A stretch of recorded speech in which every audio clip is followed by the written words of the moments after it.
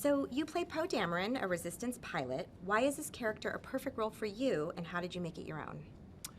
Well, I really love the conflict that he has.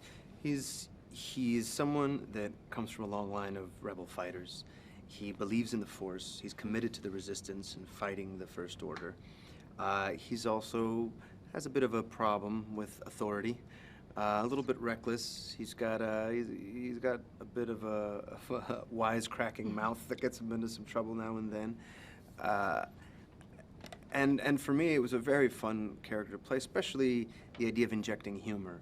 And JJ, in a real spirit of collaboration, was open to ideas and even improvising lines here and there and dialogue. And I think that's what makes this newest chapter in the saga so fresh, is that there's a bit of a messiness and a wildness to it, and a real sense of humor to the whole thing. Is there any part of Poe that is like you or that you would like to be? Well, all of it's like me. I think every character that I play, really, for me, the job of the actor is an investigation into the self, and the work that the actor does is kind of the fruits of that investigation. So for me, it's about, well, what would it be like to want to have something to prove like that, to prove your worth and prove your goodness, and also to do that, to fly above everybody else at incredible speeds, to have a mind that can work that fast. And I imagine the feeling of invincibility and the feeling of immortality and how that would affect my personality. And so that's kind of where I start from. We hear you come from a family of avid Star Wars fans. How did they react when you told them you got a part in Star Wars: The Force Awakens? There was a lot of near fainting. There was a lot of people turning green, and they couldn't believe it. They were thrilled, and they came to visit me on set. And JJ even ended up putting my uncle, who was the biggest out of all of us, fan, into the film as an extra, which was just was the pinnacle moment in his life. That's awesome. What was your reaction when you saw that the filmmakers actually built an X-Wing for you? What impressed you most about all the practical sets and vehicles?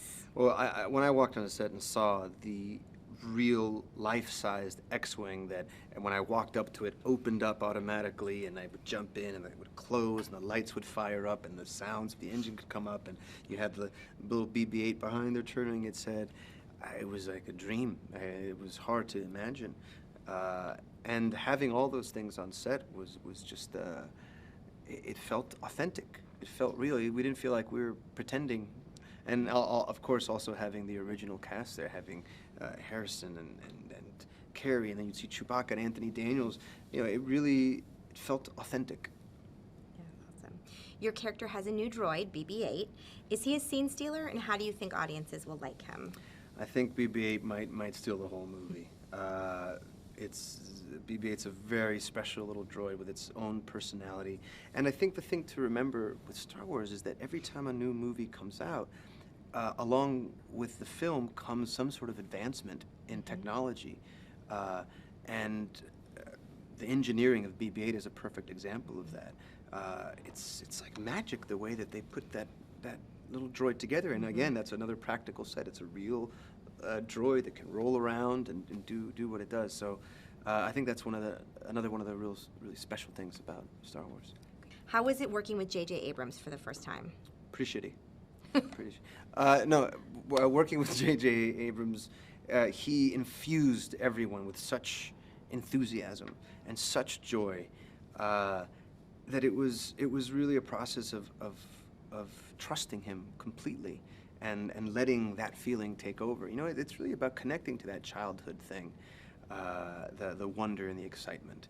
And he was just amazing as far as infusing everything with joy.